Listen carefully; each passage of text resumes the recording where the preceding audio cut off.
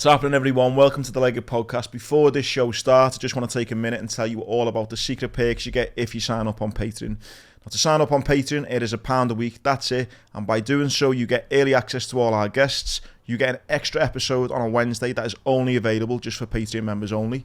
On a Saturday, we do a betting show where we've landed some pretty big bets, to be fair. Yeah, cross footy and boxing and MMA. We do live events, quizzes, you get early access to all them, and anything else we've got going on, it all comes to you first for those who support on Patreon. No better time to sign up. We've got about 100 episodes maybe of Patreon episodes, which are hilarious, if I do say so myself. All there available for you now. Get signed up. It's £1 a week, and we'll see you over there. What's happening, everyone? Welcome to the Sportscast. It's me, Andy Grant. It's me, Jordan Neald. Hope you're all having a boss Friday and have a boss weekend in general. Bit of housekeeping. This is my last Sportscast for the next few weeks. I am going to let the cat out the bag and tell you all that I'm going on Love Island. That's what you got to do, innit? That's what I've just got my hair cut. So Jordan's younger brother Jamie will be in the hot seat next couple of weeks. So yeah, I won't be here, so put all your questions, suggestions, and keep liking, sharing, Everton, supporting the boys in the pod. But it will be Jordan and Jamie for the next few weeks. Get ITV2 on. While I go and try and find love. Maya Jama. I've already fell in love with Maya, but I want to try and find real love. So I will be going in. Good luck, lad. Thank you. Smacks. Genuinely, I won't be here for the next few weeks, so... It might be Love Island. It is Love Island. It's not. It fucking is. It's not. Alright, we'll see. Anyway... So keep supporting the pod anyway. Jay is my understudy, great lad. He's been on here once, I think, the Sportscast once. Jay has been on, yeah, I forgot about that. He was the third voice in the room, wasn't he? Yeah, ask him to tell him a few Vegas stories about me. I will. To be fair... And he won't even be able to defend myself because I won't have access to my phone. So he can say, what he wants about me, and you can, to be fair. And anyone else comments wants to give me shit, that's fine. Well, when we're all watching you be in Love Island, we'll just have a running commentary about how much of a melt you are. That's fine. I'll openly say I'm a melt. I'm an emotional guy. Do you want to go for a chat? How are you, lad? Oh, you're a gimpy. You might be a fucking influencer boxer before the end of the year. As long as I find love, I'm not arse, lad. Shit. Anyway, we'll start off with footy because there will be no love lost this weekend because after last week's results, that 6-pointer, I mean, you could have called it a 9-pointer, Everton against Southampton, ended with a free kick. That was just, great. I mean, he's only one behind Beckham, I think, now, isn't he? Do you know what? He's a good player, Ward Prowse, but his free kicks are out and his dead balls are unreal. But yeah, I mean, Pickford maybe done better. Anthony Gordon, don't know what he was doing. And Everton lost. Everton lost 2-1, which makes this game against West Ham away, by the way, harder and bigger.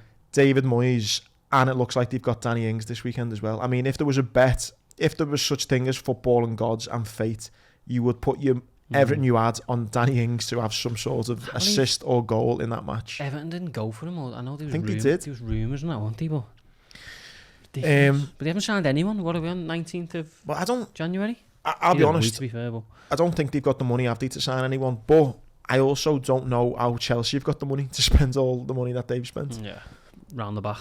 On an 8-year deal. I know. That's what they're doing, aren't they? They're putting them all on 8-year deals, so it's not looking like they're giving out so much money, which is... I mean, I thought that was the whole idea of financial fair play, to stop people getting around things like that, but clearly not. It's awful, mate. Absolutely awful. But, yeah, I mean, leaves Everton in a bad position. Obviously, the scenes outside the ground weren't great. I'll be honest, like, I know Liverpool have had protests and things like that, more so over the owners and things like that, but Anthony Gordon, I mean, how old is he? 20-odd, 21, 22. He's a Scouse, isn't he? I think so, yeah, I believe so. I mean, listen, no matter how old you are or whether you're from Liverpool or not, why Everton fans, and I know it's not all Everton fans, but why you think they are going to want to play for your club even more and give more when they're getting harassed and abused and getting the car kicked and spat at and called a rat? I don't know. No, it's stupid. Like, but the whole week was stupid, wasn't it? Really, because Everton as a club released a statement saying there's been a credible threat to the safety of the board of directors, which. And then the police have come out and said no threat was reported. That was stupid. I don't know who signed off on that, but it's the stupidest business decision I've probably seen in a long time. Because to me, it just looks like the board are like, right, we can't win here. Let's just turn it on them. Let's just make the fans the bad ones. We're getting enough stick. Let's turn it on them. And I think it's mad how they just blatantly lied and said that there was a credible threat, and the police have turned around and said no, there wasn't. And if there was, you didn't tell us. Saying someone got headlocked. Yeah, I listened to which is ridiculous. I listened to my station, which I enjoy, which I get stick for, TalkSport, and someone rang in, and apparently what it was an after dinner speaking thing, and she was at it, and an Everton fan put his arm round his shoulder and was like, "Come on, Denise, love, when are we going to sign another player?" And she was like, "We're trying." And that got turned into a headlock. Sensationalism at its finest. So, I mean, that was just a random talker. But yeah, I mean, so on the back of that, then Everton fans do actually do a protest, like a peaceful process, whatever you call it. Well, they welcome the coach in as well and all that. Yeah, but then in the ground, they stay behind, sack the board and all that, which fine, loads of clubs have done that. Liverpool have done that. Then obviously, the way they haven't helped themselves is the scenes outside the ground, which is just ridiculous. But what I struggled with is, like, watching it. There's a couple of young lads dotted about and we all make mistakes. And some of them fellas, though, are man and your age, lad, like, and older. 30s, 40s, and they're shouting at footy players and knocking on cars. Like, go home. I want to know what Yerry Mina is thinking when that lad's... He's saying he's die for the club. Yeah. Fucking hell, lad. I want to try staying on when you don't get a little short die. I see one fella saying die for the club. He can't even fucking die for 90 minutes on the pitch for us. But that was the scary part for me. Like, you know, if you're a full-grown fella doing stuff like that, you need to seriously get a grip of yourself, because...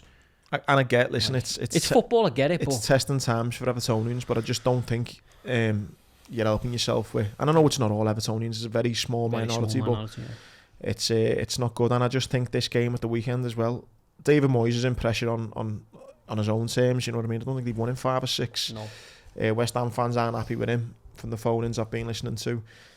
But they're at home, West Ham.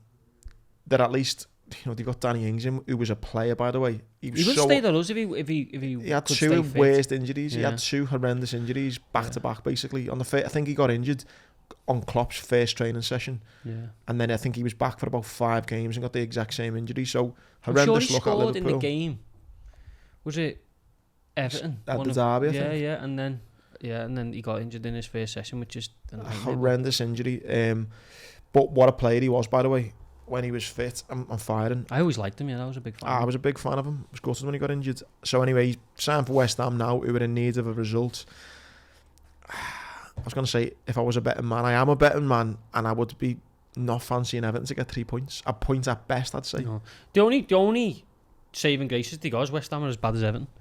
There's nothing between them. Minus 11 goal difference, minus 10 goal difference, 15 points. They're both absolutely crap. They're both at ends. I just think West Ham are own. Home advantage is probably the only thing you could separate them. Yeah, I definitely wouldn't be putting money on Everton. But I mean, would you let West Ham carry your money? That's tough, but it's a massive game, like huge game. The thing which I was saying last week about just see us saying, I know we're going to come on to Liverpool, but you look at that league table.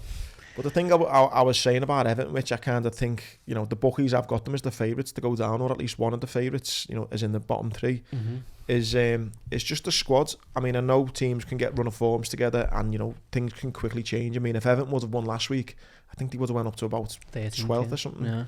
So I get it can change a lot. The biggest issue, I think, with Everton at the moment is when you look at other squads and you go man for man, player for player, I think they deserve to be in the bottom 3. Yeah, I do. The only team that I think Bournemouth are going to get dragged in. I mean, Leeds and Leicester might be in 3-4, but I would probably back Leicester to get out. I don't really know about Leeds, but Wolves look like they've turned a little bit of a corner. You know, they've put up 2 Wolves and Nottingham Forest. You could have argued. I think they're still spending money as well. By the way, they're still bringing in players. I mean, if I was a Leeds or Leicester fan, I wouldn't be overly confident I'm out of it. But I mean, like they're 2 points away and, you know, not seemingly in great form. So I just cannot see past Southampton, Bournemouth and Everton. Yeah, I think that's... And they are the bookies' favourites as well. I think that's about favourite, isn't it? It's about 7-2, I think, for those 3 to go down. Everton have gone odds on now to go down, which is...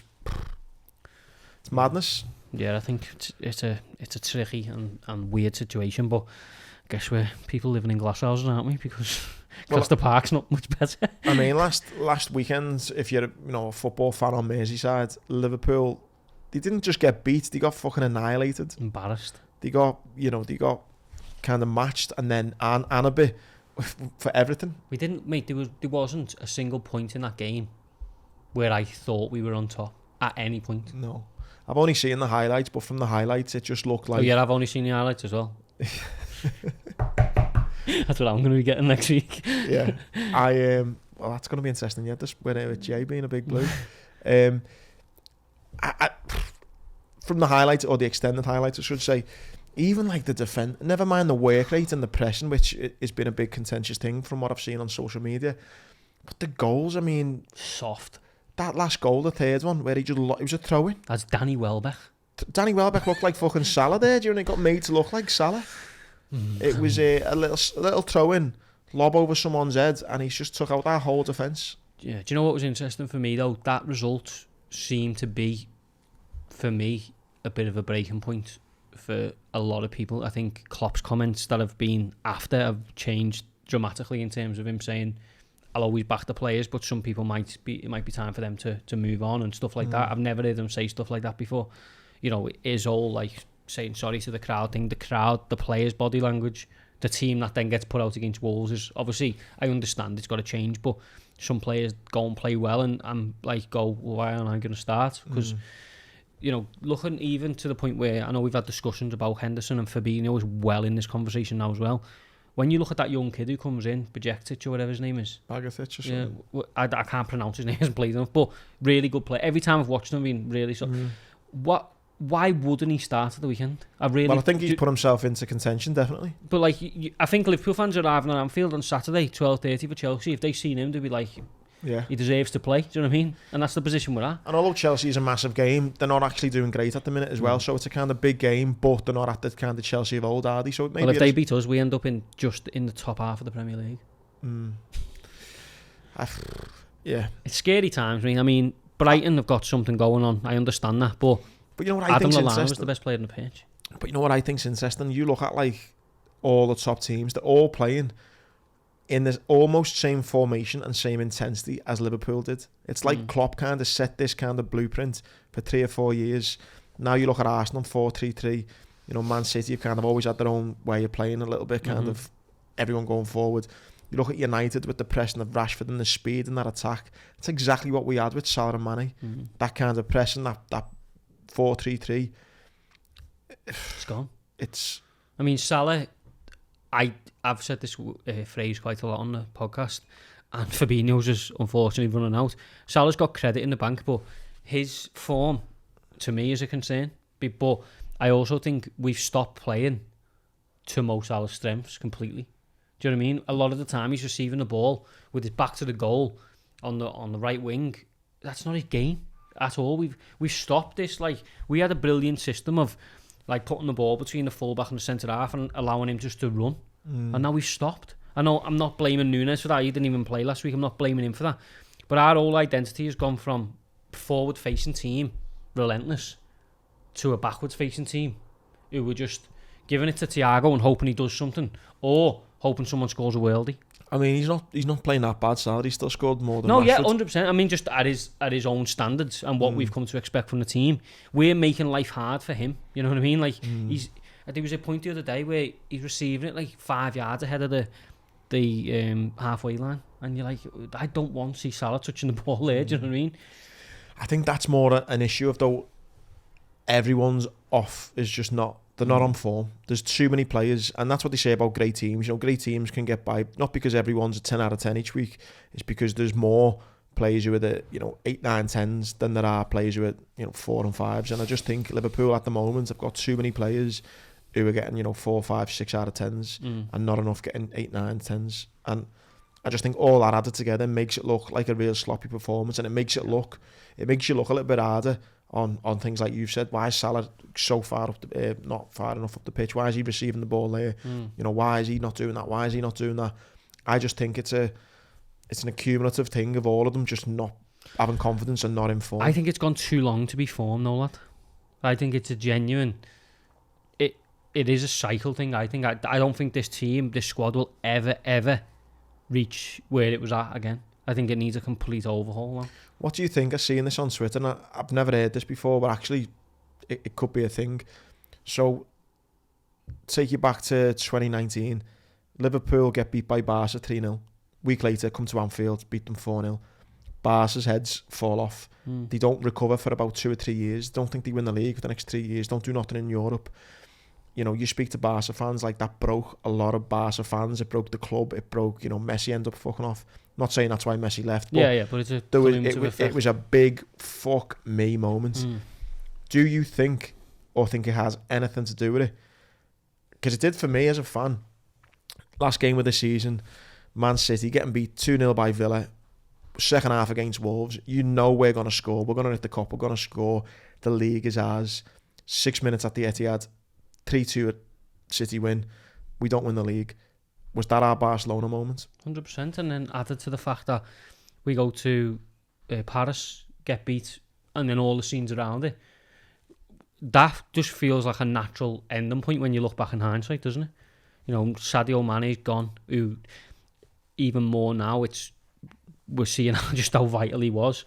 I think, and then you add into that what you rightly say about, I don't believe it's form, I do believe it's in the cycle, but you see, Van Dijk's not quite the player he was. Trent clearly is dealing with something that's bigger than a little dip in form. People like Andy Robertson not playing as well as... He's done all right, Robertson, but not at his own levels. Fabinho falling off a cliff. Henderson looking like he's the wrong side of where he needs to be now. You know, Salah, as we said, still doing well, but not the levels he has. The striker we signed hasn't hit the ground running.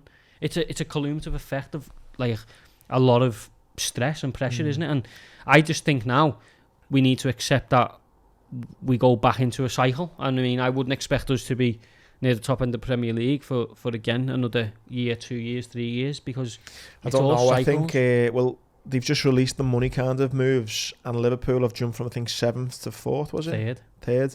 Only City and Real Madrid ahead. No, you'd expect City to be at the top anyway. You'd expect Real Madrid to be near the top. I think Liverpool to be third. Fans, I know you're going to get your Twitter virgins as well putting their say in this, but even as a kind of a match going red, you'd think that if they're turning over that much money, there's your Bellingham money. He's not coming though, lad. I think he is. Not to Bellingham at, was he 20? 19, he might even be. He's not going to want to be a part of a cycle, lad. I think... And that's, he's going to come into Liverpool, say, for example, if we signed him, there's going to be a lot of pressure because the natural comparisons to Gerrard, he's probably going to wear number 8. He's going to come in at a bad time. If he has a couple of bad games, everything's just on him straight away. Why would he do that? But I understand if we were challenging at the top of the league because he'd come into a winning machine and add to it. But in that, he could go to City. He could go to Arsenal, Man United, and be a part of something that's not needing to rebuild. Arsenal are probably, you know, I'm not saying these are going to go on and dominate for years. I think they're having a great season, but they've already got something going. They've already done that crap period. Do you know what I mean? They've got something to build on. They haven't got the money though, have they, for starters, Arsenal? They're not that type of club to go and spend them and give them that much money. But Newcastle maybe not. United, where they go to Chelsea with crazy money. I'm sure if City don't win the league, they'll be in for them. Real Madrid with pressure, I think City and Real Madrid are the only two of the clubs he will go to. I think, to echo what Klopp said, if he wants to go for money, he won't come to Liverpool. If he wants to come to become a better player, which I think Klopp's got the CV to make him a better player, he's proved that time and time again. If he wants to come to become a better player and to see a vision, which I think what you're saying, what Liverpool need now, they need a new vision, then it's a great club to come to. I'd be over the moon if he did. I just don't see it no more. Like, I'd like to think I'm not a millionaire Premier League footballer, but if he's not already, he will be a millionaire one day. So the idea of a 20-year-old Liverpool fan who can have his choice of anywhere is going to Man City for money over a project like Liverpool. Maybe that's me speaking as a Liverpool fan, but if he picked City or Madrid, I think, come on. I couldn't really argue that, to be totally honest. Like, you're going into two teams that, even Madrid have done a cycle, but they're further on than us. City aren't. I don't think City is the team they was last year. I actually said that watching the Manchester derby on the weekend, but they're going to spend big and they're going to be back up. We're not going to overhaul in one transfer window the way they will. I don't know. I think, again, just going back to this money thing, the money Liverpool have made, added to the fact that looks like Liverpool owners now are trying to sell a minority to get a bit of money in. If they sell a minority and raise 500 million, what's the club worth? About 4 billion or something? Crazy, yeah. Let's just say, for argument's sake, they sell... The revenue this year was... Let's say they sell 15%. 594 million. Let's say they sell 15%, right? There's 500-600 mil, right, that they've just released. Add to the fact that 200 mil they've just made. Here's potentially 600-700 mil. I'm not as stupid to think that the owners aren't going to take a little, bit of that for their own pockets. But miraculously, let's just say they invest even half of that 600 mil. There's 300 million, 100 for Bellingham, 100 for Mbappe. Shut up, yourself. No, joking aside, but I just think there could be a big overhaul. And I understand. I completely understand the optimism. I just think realistically, us going to the table now in these big conversations, we are very, very low down the suitors list. Because even if you imagine it around this table we're sitting now, Bellingham's the middle guy, and all the offers go boom, boom, boom. The only thing that we've got, two things really. Look what our fans are like and what we can do for you, and look at the manager. Whereas Man City have got, we're going for the league this year. We need to win the Champions League. Listen, wherever Liverpool finish this year, the start of the season, it will be, we're going for the league. We won't be near it though next year. But that will be the talk. So when they're sitting down with it was Bellingham, when we were finishing 8th, we still believed deep down we were going for the league. But I think squad's not good enough, lad. But I think the manager and everyone will be sitting down at the end of the season, go, listen, forget last season, we're going for the league. You look at Arsenal last season, I heard a thing again, Laura Woods was talking on TalkSport, she said, obviously she's an Arsenal fan, there was rumours in the club in the summer, they come 5th last season, just missed out on the last day for the Champions League. Everyone's writing them off, saying that's them gone. Apparently there was like this kind of underbelly of optimism in Arsenal going, hey, watch, this is going to be a good season. I think, so it can happen, you go from 5th to top like Arsenal are proven. Just comes to a cycle of we've got to take out so many players at the start of next year. If you look at that team that started, even if you swap Matip Bukanati for Van Dijk, look at that team. You can even put Nunes if you want. Gakpo unlucky because I actually think he looks quite good. He's going to add something definitely. How many of them players do you want starting next season? Well, I think, you've got Salah, Diaz, a fit Diaz, Jota, this Gakpo lad comes in and hopefully you're going to add someone else. You look at the midfield, we've just bigged up that Bagatich, he's coming in. It's only Thiago who remains in a integral part of the squad. And let's say Bellingham. So if they have next season a midfielder, Bellingham, Thiago and Bagatich, that's your main three. And I think they'll buy another midfielder, to be fair, as well, who will come in. So I'd like just to sign that Nunes, he's a good player. So let's just say they get Nunes and Bellingham. You've got Thiago, this Bagatich. I know you're not a massive fan of him. I think Elliot will and can come good. I think that the start going forward, I think we're okay.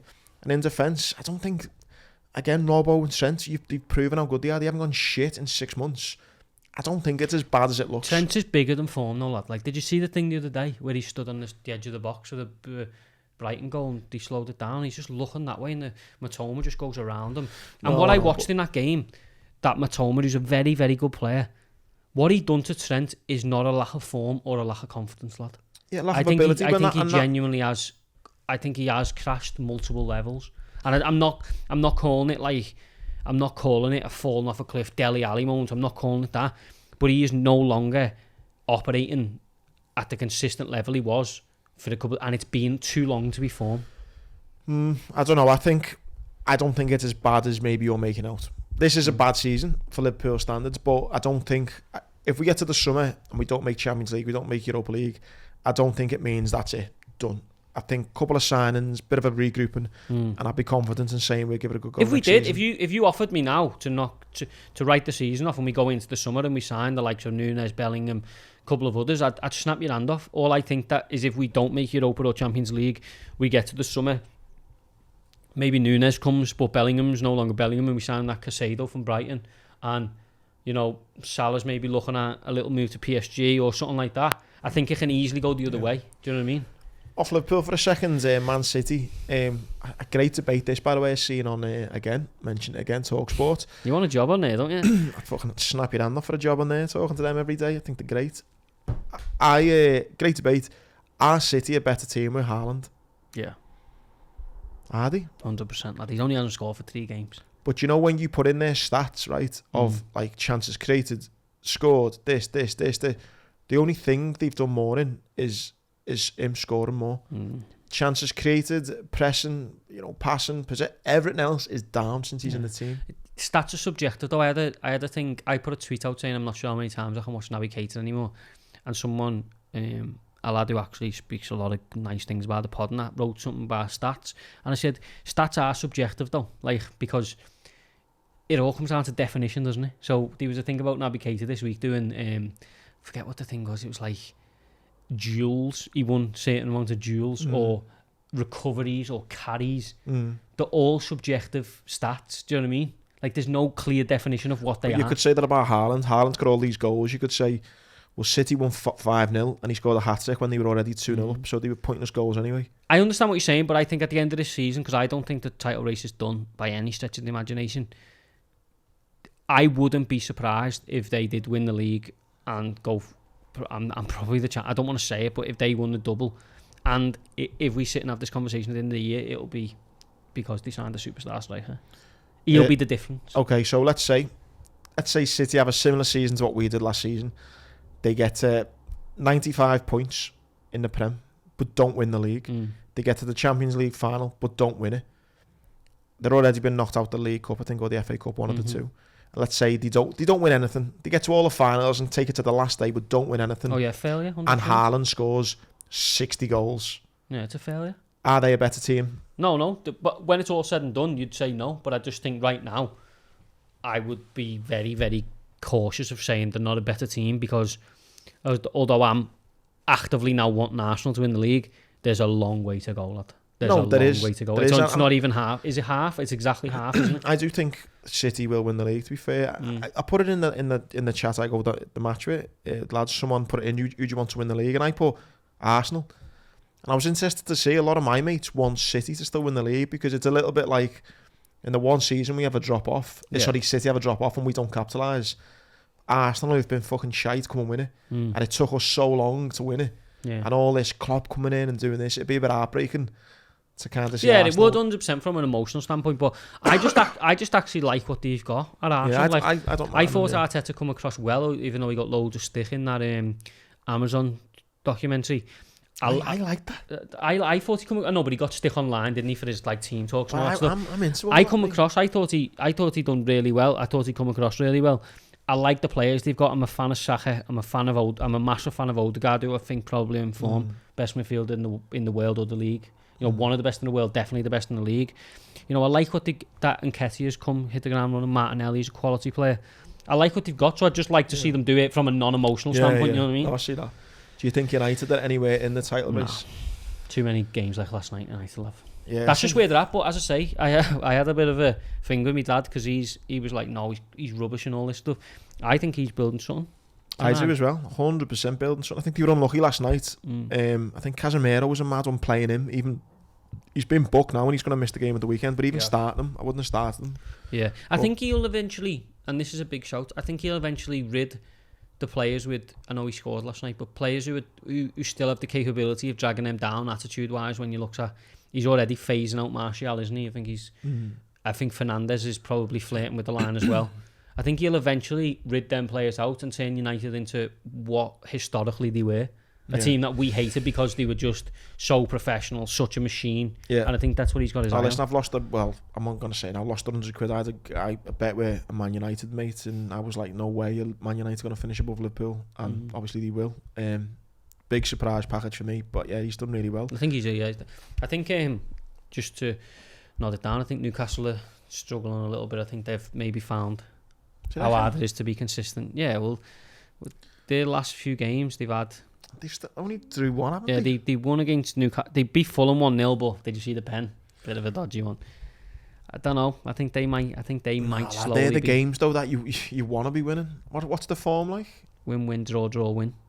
I don't know. Come on, lad. I think they are the one. If anyone's going to catch anyone in there, they're the one. Yeah, if anyone's going to fall out the current top four, it's Newcastle. We're 10 points off the top four with a game in hand. They have 7 points. Come on, you can do it. On the wider kind of footballing world, did you see Luis Suarez score a hat-trick? I did, yeah. For Gremio. That was nice to see. We didn't mention it last week as well. Gareth Bale retired, yeah. Where'd you sit on the best British player ever? I mean, I don't think he can't be far from the convo for me, lad. I've seen what he's done. Yeah, lad. He couldn't be asked. 3 Champions Leagues, is it? 4 maybe. Plenty. Put it that way. 3 or 4, I think. I think he is. I think he is. Weirdly. No, actually, let me rephrase this. I don't think he's the most naturally talented. Most the best. successful British player, Yeah. I don't think you can argue. That's a bit of a shit out answer, because it's just like looking at stats, innit? Look at your honours list. He's arguably going to be the most successful British player to leave, if you like, and go and do his bit elsewhere. But is he the best? No, he's some player though, lad. See what Defoe said? Defoe was talking about him, Tottenham. He's like, he just didn't train. Yeah. A few players like that. They had that Ledley King who didn't train, But did then he? once you turn it on the Saturday, that's the only time it That's matters. all that matters, yeah. Some player. Yeah, fair play, good career. But Anything else on the old foosball? no, I think we've got a couple of transfer rumours and that, haven't we? But not on that really nailed. What will you give me if we get Mbappe and Bellingham in the summer? I will do. No, I won't, because you'll put me in cold water. I will. I'll pay you £250. Hang on, I'm not paying you $250. No. Yeah. If we've got to sign them both. Yeah? Yeah, well, I mean, because I think Bellingham's, there's a chance. I don't believe it'll happen, but there's a chance, but there's not a cat and hell chance we sign Mbappe. I just I don't know. where this Mbappe thing's come from. Because PSG have come out and said if he goes to anyone, it won't be Madrid, it'll be Liverpool. And I think PSG are thinking, we're not giving him to one of our big rivals. We'll give him to Liverpool, who are shite. So Mbappe's going to go, Liverpool. Well, he supports Liverpool apparently, doesn't he? Shut up, man. Everyone supports Liverpool once they're linked. Yeah, I've always been a big Liverpool fan. Anyway. He was an Arsenal fan. He loved Thierry Henry, didn't he? Off foosball, what do you want to talk about? Well, should we talk about... Oh, come on, let's do it. She went out again, didn't she? Come on, let's do it. Emma Raducanu, come on down. I seen that yesterday and just went, oh my God, he's going to be on one tomorrow. Lad, again... Lad, you couldn't have put it quicker into our WhatsApp group. I am not basking in her demise. You are? I'm just saying she ain't the player that everyone thinks. Well. And you know what? Joking aside... Didn't she have a good game against this girl, or wasn't this girl highly touted as well? I mean, listen, this girl is a teenager herself. She's a freak. She's 18, so she's younger than Emma Raducanu. Emma's 20.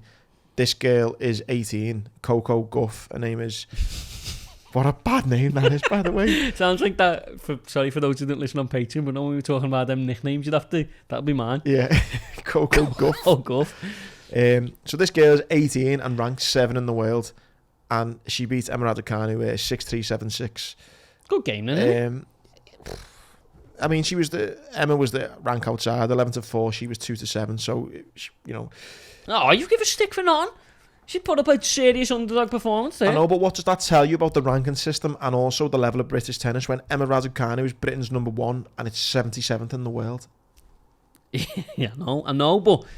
And I actually think, joking aside, what I think's happened with the media, and like where this whole, inside leg at Sportscast joke come from, is I just didn't get where she went from being fucking wildcard 200 in the world to being fucking top 10. Numero uno. What the fuck's that about? That was my big problem with it. And I went, she's not going to fucking do anything else again, which she hasn't, unfortunately. And what I think those happened is the media, they're not bigging her up anymore. Yeah. She's out the limelight massively. Checking she's still got all them endorsements. Fucking hell. Imagine if you're from Nike and you go, I found the next Venus Serena Williams, get on it. 100 mil. 10-year deal. 100 mil, 10 mil a year. Boom. And she's going to drop out the top 100. Murray's down 2 sets as well as we talk. As we speak now on this Thursday afternoon, Andy Murray's getting his ass dumped out, which... Why do you love them all losing? I'm not. I was actually going to say he come through a mammoth first round, or second round it might have been. He come through a 5-setter to beat the world number 7. Beretti, I think his name was, the Italian lad who made the Wimbledon final a couple of years ago. Yeah, they are. Go on, Andy. But the problem is with Murray now, which is unfortunate, is he's old and he's like a robot. So it will have took he's it still out of him. going, mate. He won't be able to walk in a couple of years. Yeah, he got, as we're speaking, he's actually just broke, to be fair, but he's getting beat 6-4, 7-6, and he's 2-0 down in the third. Come on, Andy. But you know what else I think's interesting is I listened to an interview with Andy Murray's brother, and they were talking about the longevity now of tennis players. And there was a bit of me, the cynic in me that thinks one of the reasons why Andy isn't hanging up his racket is because the money's gone a lot better. Yeah. Do you know what I mean? And there's got to be a point in your sporting career where you go, once I retire, that's me done. But I reckon he's going to do a Tiger Woods. Well, the money in tennis is phenomenally better than what it was five years ago. Even 2 or 3 years ago, it's fucking gone mass. Say prior to COVID, the fucking money's a lot better. that he's fucking getting his paydays. If he's turning up and he can win a couple of matches, I think he's happy with that now. Yeah, I honestly think he's going to do a Tiger Woods. He won't ever win another. What will you give me if he does? I'll give you 250. Do you know another thing as well? I think's mad, and we did debate this a little bit a few months back, and someone had a real good go at me and be like, he's one of the best tennis players ever. Is Andy Murray? He's only ever won 3 slams. I say only, but yeah, it's not bad though, is it? Yeah, listen, and people have got this thing where he's being unlucky because he's been in the golden era of Federer, Nadal, and Djokovic. But to me, that's just like, well, clearly you're not the fucking best ever, are you? I know no one was saying he was the best ever, but he's up there though. We have had this conversation. He's not top 10 for me, only winning that. But anyway, he's it's not his fault. He's born in a generation of freaks. But no, it's not. But if Andy Murray was coming through now, the way he was, he would go on to win. I don't know. There's some beast coming through. There's that Spanish kid. Not at this level. What's his name? Lad, he's the new Nadal. So anyway, it looks like Murray will be out, unfortunately. Novak, who I said at the start of the tournament that he would win the whole thing, he come through to win 3-1, won in 4 sets. And what makes my bet even more predictable is Rafa Nadal went out. He's injured. He reckons he's tore 2 muscles in his hip. He can't be far off either, can he? No, he's another one who... but the difference with him and Murray are, he's ranked number 2 in the world. Murray's ranked, where is Murray currently ranked? He's ranked 66. Yeah. That's the big difference. So yeah, Rafa's out, which kind of you would say then it's kind of Novak's to lose now. Yeah. But that's ongoing, the Australian Open. I haven't watched enough of it as I would have liked, but again, I am team Novak, and I think after the shit he had to put up with because of the Australian Federation, I hope he wins. Yeah, you're a big Novak man, aren't you? Big not to go all down the fucking C-bomb route, but I just like how he just went, nah, fuck yous, I'm not fucking doing this because you tell me to. I'm fit and I'm healthy and I'm not doing it. Yeah. And I think, if we're all honest with ourselves, it was fucking the right thing to do. Oh yeah, I'm not disputing his decision at all, but yeah, I mean, I think he probably gained a lot of fans off the back of it. Like, yeah. I liked him anyway, but I think I doubled down on him. Yeah. That's the tennis roundup. Just to take a quick one on snooker, our mate Ronnie got beat in the quarterfinals. Did he? Yeah. Not the quarterfinals. Probably that New Year's Eve party he had with Paddy. See that? Yeah. Paddy Webster and Ronnie O'Sullivan. Tell you what, that must have got interesting. Yeah. But the 8's the quarters, isn't it? Yeah. Quarterfinal. He got beat 4-2. I'm not even going to try and pronounce the Thai fella's name who beat him. At least not one of them who's getting banned then, no? Not the one who's getting banned because, like you quite rightly say, George, there are at the moment 10 Chinese snooker players who are actually going to face charges related to match fixing. Crazy. Former Masters champion Yan Bingtao and 2021 UK champion Chao Ching Tong are among the 10 players who are facing, like, they are going to get charged. I'm really struggling with, sorry for another Patreon joke, you cannot pronounce anyone's name, but then you are absolutely precise with Chinese snooker players' names. Time I spent in Shanghai, wasn't it? That's fucking mad. So Liang Wenbo, another one for you, has been charged with being concerned in match-fixing matches, approaching players to fix matches on the World Snooker Tour, seeking to obstruct the investigation and failing to cooperate with the WPBSA investigation. So this Liang Wenbo hasn't actually threw a match himself. He's just going around to the boys going, hey lads, fucking... That's similar to, well, there's a big gambling investigation going on in MMA as well. It's crossing all sport. Yang Bingtao has actually been charged with fixing matches, and betting on snooker himself. I'm not laughing at what he's done, I'm just saying.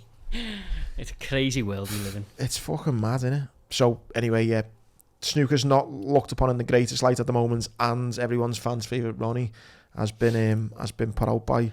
When he retires, mate, snooker's going to be a struggle. Well, I don't think I'll even talk about it anymore. I don't think anyone would. Well, apart from, people in this part of the world. But yeah, not the only sport with problems. Do you want to do boxing or MMA? What are the sports we got? We're not in season for a lot of our... No, what was the other one that you said was horse racing had a bit of match? What was the thing about horse racing you sent in? The meeting's not going to be on anyway, but I believe it's the Cladden's house. So my brother was meant to have a ride on the same card. I mean, it could still be going ahead, but I think it's very likely to be called off. The Grade 1, there was 3 entries. But the prize funds that you sent in, I mean, whoever's coming last was getting like 19 grand to finish third by however long he wants. But like them races, Saturday afternoon, Ascot, Grade 1. Yeah, it's so sad. So sad. There's 3 horses that are ready to go. And I mean, I've had this opinion for a while, and it's a discussion I have with Jamie and my dad all the time about horse racing, and I think it's ran horrifically. I think the people in charge are ridiculous. All the programming around it is so dated, old, and out of sync. I don't think they attract any new fans whatsoever. No. And I think it's now paying the price. I don't think there's so many things to do on a Saturday, and unless the sun's out or you've got a group of mates who really love horse racing, you're not going horse racing. No. It feels to me like, you've got to have a proper big rally round the boys and, everyone to go to horse racing. It should be a bit more like, let's go and enjoy it. Like, every time there's a meeting on like where we live, Haydock, Aintree, it should be a no-brainer. Yeah. But the jockeys aren't marketed well enough. The horses aren't marketed well enough. They've got this closed community around it. Like, if you watch ITV Racing and you've never watched racing before, say, for example, you just sit down on Saturday afternoon, you see it on ITV, you watch it, you won't have a clue what they are talking about, because they stack it with industry jargon about, all these little words that they have, and you can barely understand anyone because they're just this closed off community. And it just doesn't, I don't understand where they expect to bring in more people. I seen an interesting thing this week though, and I know you don't like him, but Frankie Dettori, I think people tune into sports because of the characters, and I seen Barry Earn talking about in the Snooker of things he used to do. It was on a podcast, I think that I either see, or it was on the Jake Humphries one. Yeah, the high performance one. And he's like, he had to kind of build the players into characters and be like, right, you're the funny Irish one, you're the fucking whatever one, you're this one, you're the boring one, you're this one. And I think maybe racing needs to do that, because I think as much as you don't like him, Frankie Dettori, everyone knows him. Yeah. So when you're seeing him and he's a bit of a character and he's this and that, if horse racing had more of them, I think that's definitely one reason why people would tune in more. He's a character, and that's a bonus for racing. But there's so many other. I've met loads of jockeys who are hilarious, but they're not getting the camera. No one wants. Nobody knows the name. Like, once they take, for example, there's jockeys on Saturday who could go and win Grade 1s.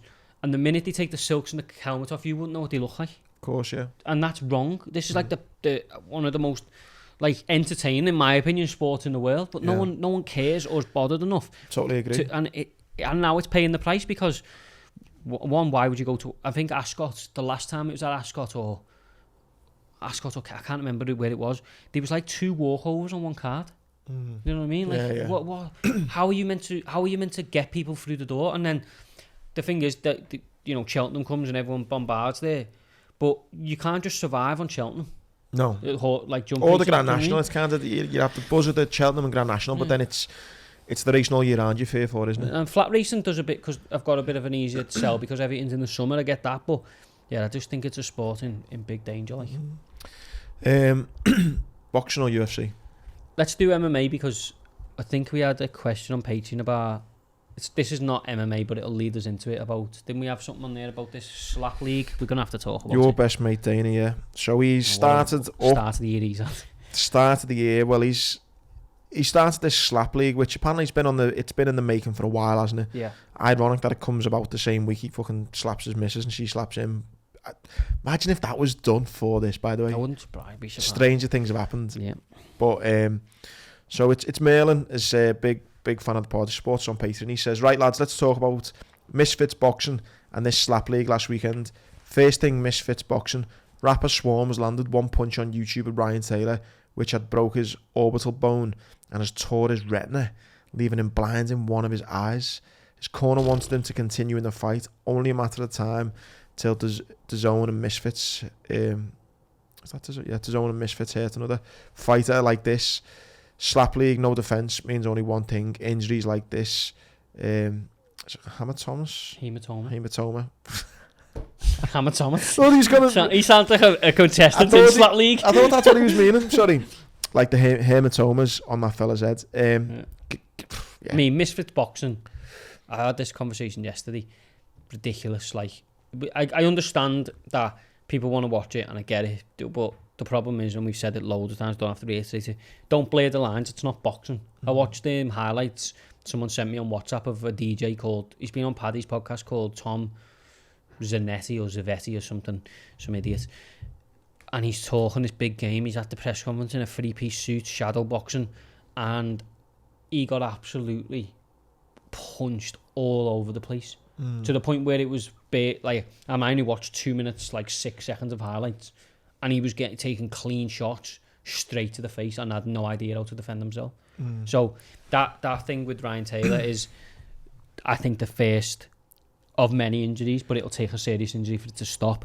But moving on to Power Slap League. Sorry, on just keep it on that for a second. You know what I think, to me, and there's a bigger picture about life and society, is, because of social media, it's kind of got this, like, it reminds me a little bit like school. It's like a popularity contest. Do you know what I mean? Like the hardest cock at the school gets all the birds or whatever, and then like the people who, probably really nice people and like getting the work done, and maybe no one knows of them. It's just like, it feels a bit like, if you're popular on social media, you've got a name for yourself, i.e. like the likes of Logan Paul, Jake Paul, you can then just say, oh, I'm to the front of the queue, and that's it, done.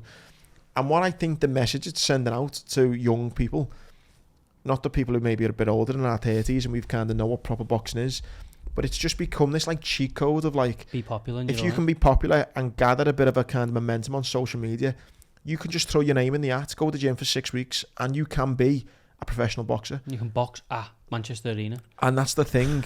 And listen, there's a bit of me that goes, fair play to you, you've just sold out something because of your fan base. That's great. But your fan base isn't a fan of you because you're a boxer. It's a fan of you because you may be decent in other areas of your life. And I think young people, why they're so sucked into it, which makes it continue to grow, is there's this kind of shortcut about life of like, if you have a blue tick, if you've got X amount of followers, you can kind of just jump to the front of the queue. Yeah. And it's a bad precedent to send out because, like you say, now people are getting hurt, which isn't great. I think that's the problem. I've got no problem with it existing. I even quite like the name, Misfits Boxing. No problem with it. But don't sell it or portray it to be trained combat sports, because it's not. No. Because then when someone dies or when someone gets a serious life-changing injury, they'll say it was boxing's fault. And it's not.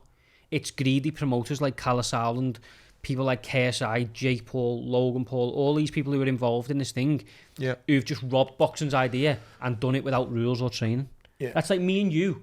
It's like me and you, don't know, get clashing our heads together one day and going, go podcast boxing. Yeah, anyone who's got a podcast, let's all have a big fight. Yeah, and starting carrying around belts and that. Yeah. If you'd have said, look, we are society's misfits, which I think is a great selling point. What we're going to do is we're going to box. It's going to have head guards on the way it started.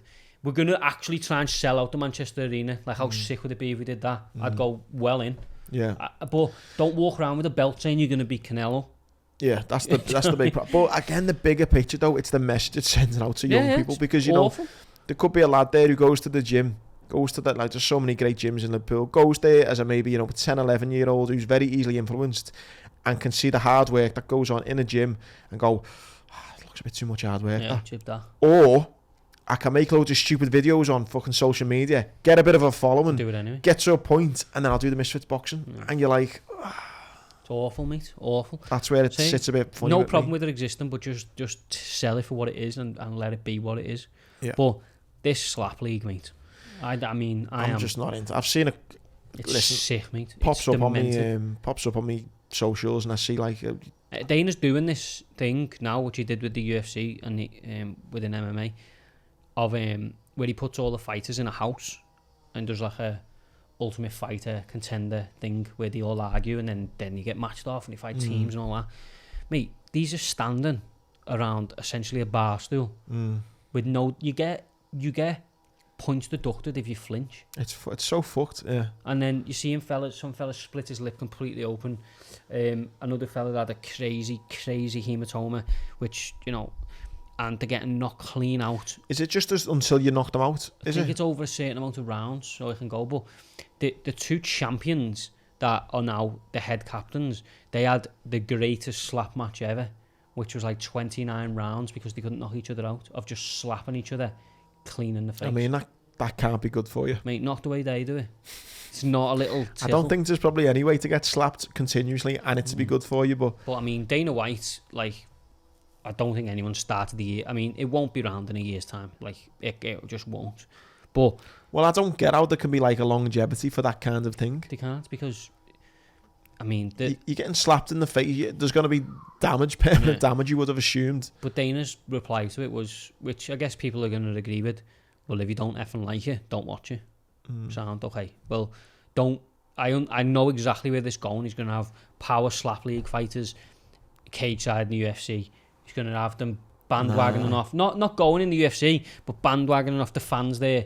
Try and get them in, try and sell it as this like combat sport. But one half of combat sports is the ability to defend yourself. I don't think he'll. I think he'll keep it as a gimmick. I think. No, he's not. He's selling it as like, I want to find the baddest man on the planet and all that. I've watched it. There's an 8-minute video that he posted on Instagram, and the way he's talking about it was the way he was talking about UFC and MMA a couple of years ago. I mean, where the interest or the want to be involved in it comes from, I just don't know. But I don't think it's a want to be involved in. I think, and again, we'll come on to him and stuff, and we've had heated debates on last week's Sportscast and Patreon. What you can't take away from him is he's a fucking very good businessman. Oh yeah, he's incredible. So he's seeing something. He's seeing these viral sensations go off, and it's got clicks and it's got views, and he's thought, you know what? I'm already in a similar space. I can latch that onto what I'm already doing.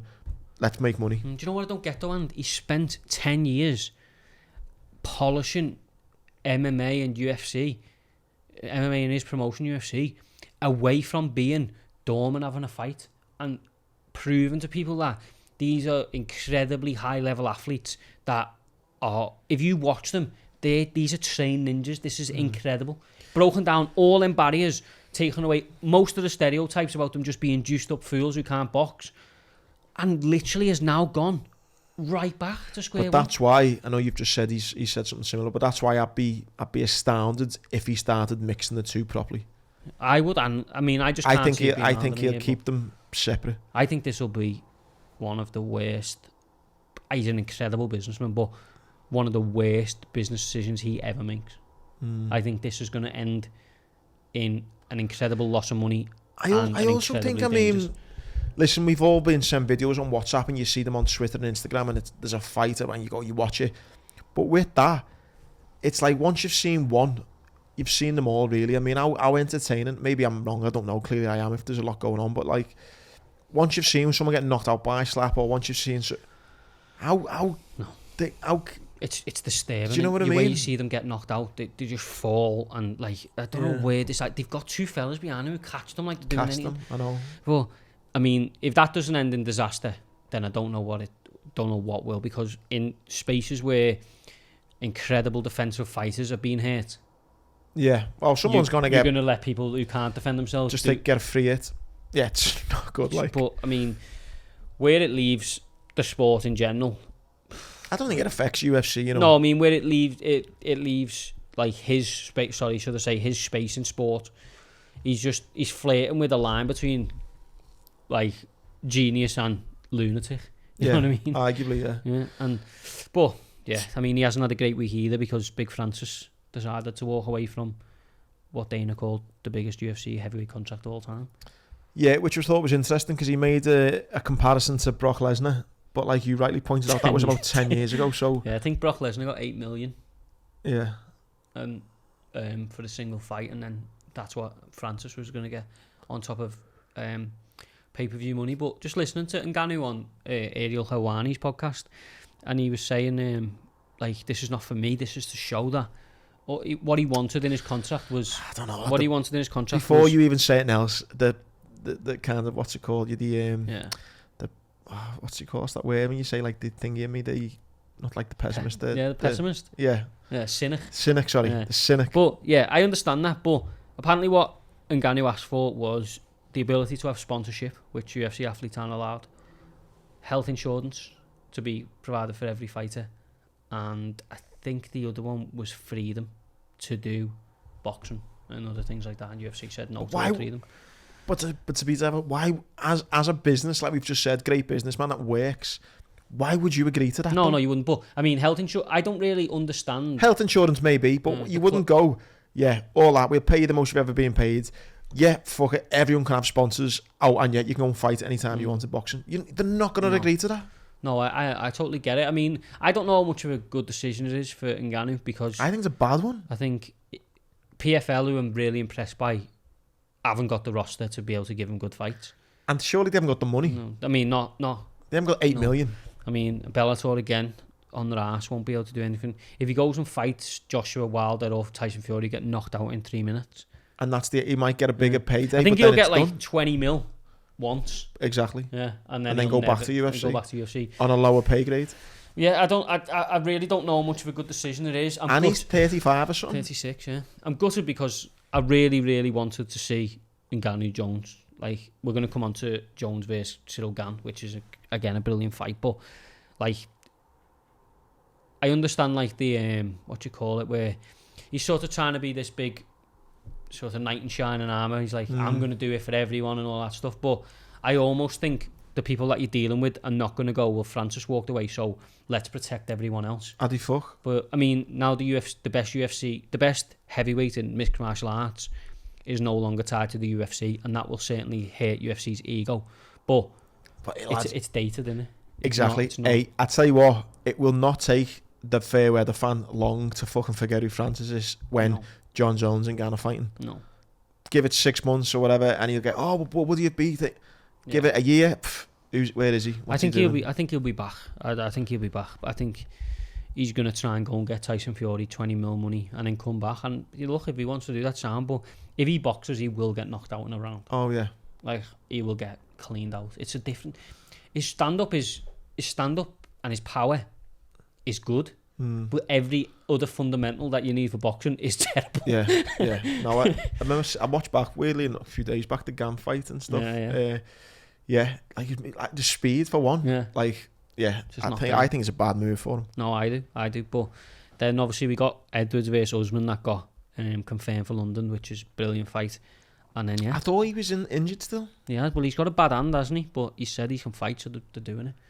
Oh, so, I like the idea when we said last week to not have that fight and let Leon get beat Masvidal or something. Yeah, after because listen, out to God Leon wins, but he obviously got fucking ironed out for 4 rounds. Yeah. 4 minutes 30 seconds last time. If Usman's not fit, he's got a great chance. But I mean, fully fit Usman's going to be a problem. There's a reason he's 1-3 again. But really, yeah. It's tough, isn't it? It's crazy, the champion. But it depends what Leon's taken out of him. He done a decent appearance on Michael Bisping's podcast, and he was like, nobody's going to know what that kick took out of Usman until we go again. You couldn't bet on him at 1-3 because he could start that fight and just be like gun shy, completely gone. You know what I mean? But obviously Paddy's not going to be on there, which we knew anyway. But he's getting ankle surgery, I think, in March. I've seen that, yeah.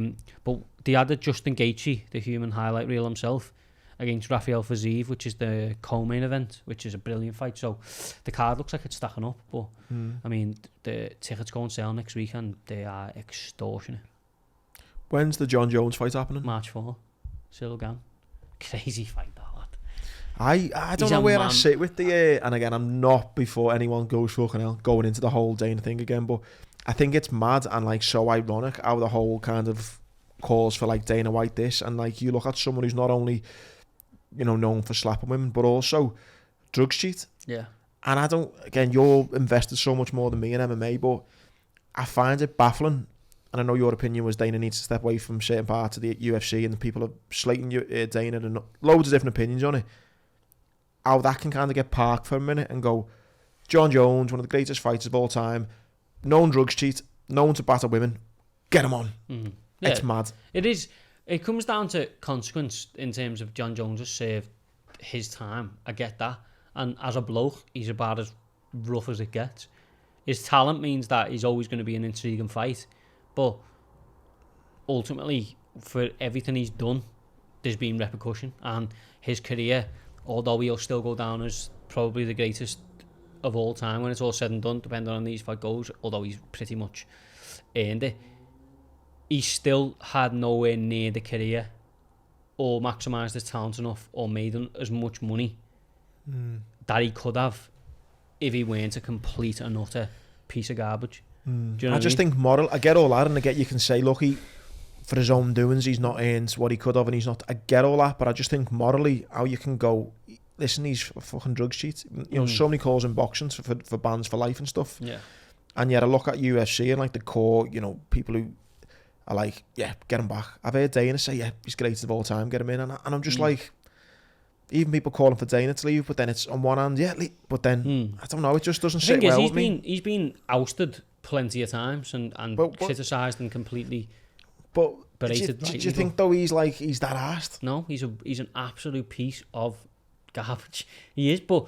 Like, and I also think you'll know the kind of top 10 better than me, but I just think morally to put all that to one side and go, not only are we going to let him in the UFC, first fight back, throw him straight back into number one, that's a bit fucking doesn't sit well with me either. No, you mean, yeah, he has jumped the queue purely because he's Jon Jones.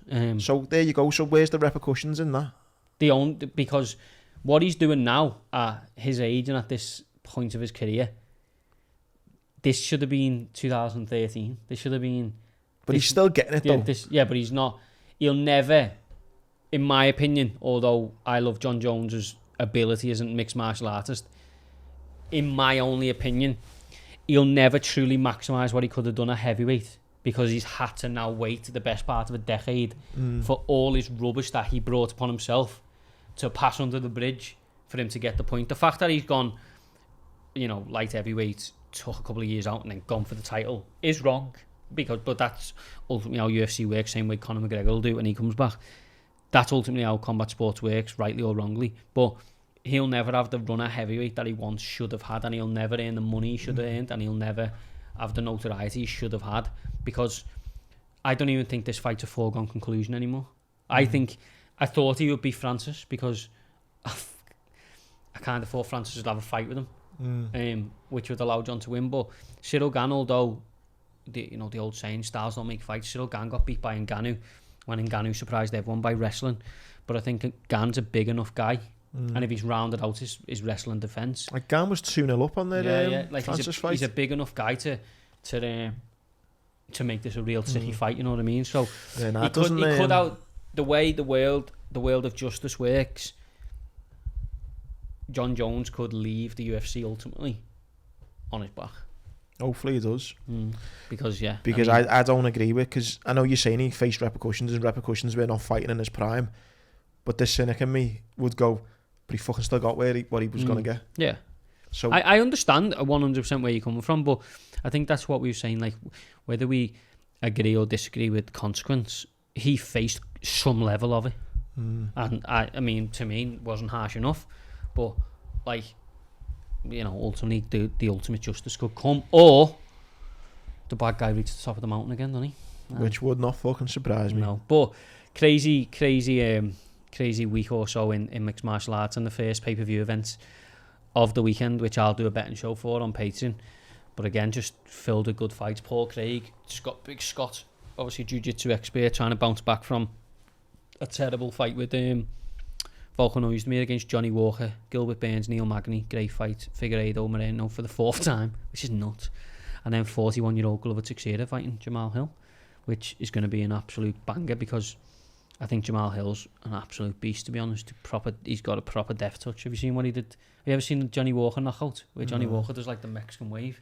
So he hits him, and like he hits him that hard, he falls forward, I've seen that. Puts his hands up, and then falls back. Yeah. It's just like absolute death touch, and I'll go into it obviously more and more on the betting show. But forward to watching that on Saturday. Yeah, good.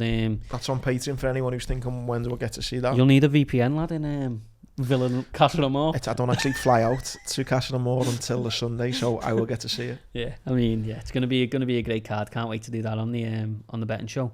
And another great card on Saturday, just in a different world. Just a small matter of Beefy and Eubank, which I've got dead invested in. I watched all the kind of behind the ropes. I've watched everything. I can't wait now. I've been sucked into like properly invested. You know the way some fights and the rivalries, they get you, which obviously that's the design to do with all the promotion that goes around it. I'm like hook, line and sinker into it like now. I am. I've changed my mind so many times. Good card as well, to be fair. Joseph Parker back against Jack Massey, who's a cruiserweight. Congo assuming, good fight. Richard Riakporhe in a good fight as well, but I mean the main event, what it's all about in there. Yeah, I mean, to be honest, I've not looked at any of them. I know you've just said then you've named a few, and I'm being disrespectful to the card, but to me it's just like, wow, what's going to be going on for the main one? And I've probably not give, obviously subconsciously kind of allegiance with Beefy, but like I've not really probably thought too much about Eubank. So actually this week I went back and watched some of Eubank's fights and stuff, and I was actually, you know, properly invested into it. Spent about 2 hours on YouTube watching all Beefy fights, all Eubank fights, and it's going to be so close, isn't it? Yeah, I mean, the way I see it really is, I think Eubank is exceptionally dangerous, like rounds 1 to 4, because Liam notoriously starts slow. Fowler was catching him with big shots, cut him. I am worried about Liam cutting, but that's just him, isn't it? But I think Eubank will empty quite early. I think he'll want to, you know, really put it on Liam, because he'll know, Roy Jones will know that he'll start slow. But yeah, I just think it's a case of, if Liam can get through 5, then he's got a good chance of swinging it in his way then, because you're going to have to be Canelo, Jaime Munguia, which Liam really threw that fight away, to really go with Liam for 12 rounds. Because if you don't put a dent in him, or you don't get rid of him, he will drag you in and drown you, which he's done for many, many people. Do you not think, though, Eubank's a different beast with regards to his athleticism and his engine? Yeah, I do, but he's also very, very one-dimensional. I know he's developed this thing with Roy Jones where he tries to box like Roy Jones, which doesn't work. But I think if Eubank hasn't got rid of Liam and is not looking good after 5 rounds, he will ultimately stand with Liam and just have a fight. Because as much as I don't like Eubank, and as a person, I quite liked him going after the Conor Ben thing, but he took me the exact opposite way again. But even the standing up and fighting, though, even though they're standing up and fighting, who would you even back in that, though? Because you'd maybe argue with Liam, but then Eubank has got a chin on him, hasn't he? Oh, he's got his half on his chin. It's incredible. I don't think Liam can stop Eubank, but I think Eubank can stop Smith, but it would have to be early when Liam's cold and not in.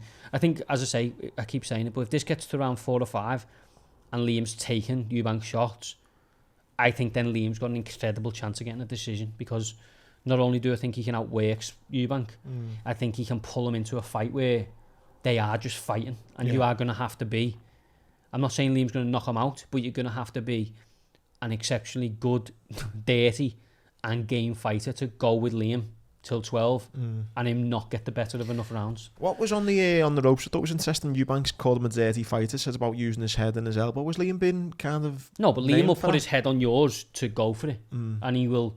I was just wondering if there was ever a fight where Liam had been like, oh, he'd used his elbow or his head or something. No, it's a couple where, you know, people have hit him after the bell and he's made sure he's got them back after the next... Liam's just... I wouldn't call him a dirty fighter. He just... He takes you to places where you don't want to be. And, you know, Eubank, historically... George Groves kind of done it to him, to be honest. I mean, I was a massive fan of George Groves, and he could punch super, super hard, but he sort of done it to Eubank, where Eubank's ego and his ability and his toughness will never let him shy away from a fight. But I don't actually think he's at his best when he's just swinging away. Yeah, he needs space to really throw his shots, like Yildirim, where he knocked him clean out. And I just think if Liam can get Eubank to be like stuck between the styles, he's got a great chance. But I think one of them wins on points. I just don't know who it'll be, but I genuinely think it'll be fight of the year. I think a late stoppage by Liam. Do you? 10, 11, 12. I think a body shot's ending it. If someone stops Chris Eubank Jr., they're going to have to punch like Callum Smith levels. Like, Eubank is in incredible shape, lad. Incredible shape. And his chin is as good as his armbands, which was ridiculous. And I think if George Groves is punching you clean in the face and body and you're not folding, I think Liam can hurt him. I just don't think he'll stop him, because for all the criticism I give to Eubank, he's one tough mother trucker, you know what I mean? Yeah. He could have easily lived a life of luxury without boxing, but he's got it in him, lad. He's got that dog in him.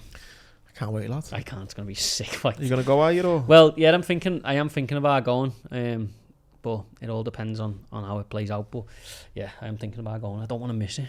No. Bloodbath, innit? Yeah, be a belter. But yeah, hopefully Liam comes out on the other side, but I can see them doing it again. Well, there's a rematch clause in it, isn't there? Yeah, I can see them doing it again. Can't wait. Enjoyed this, lad. I have. Hope you have too at home. Don't forget, George's betting show will be up, boxing show, betting show, whatever you want to call it, up on the Saturday. I'll throw a few little footy picks out. Not had a win in a few weeks, I apologise, but I will endeavour to try and get one in this weekend before my little what you call it? Hiatus. Yeah. Hiatus. Come back with a new beard and a nice tan. Wish me luck on Love Island, and don't forget, stay tuned into Jay and George. And if you want to get the early access to the shows, get signed up Patreon. It's £1 a week, and we would really appreciate your support. Cheers. Nice one.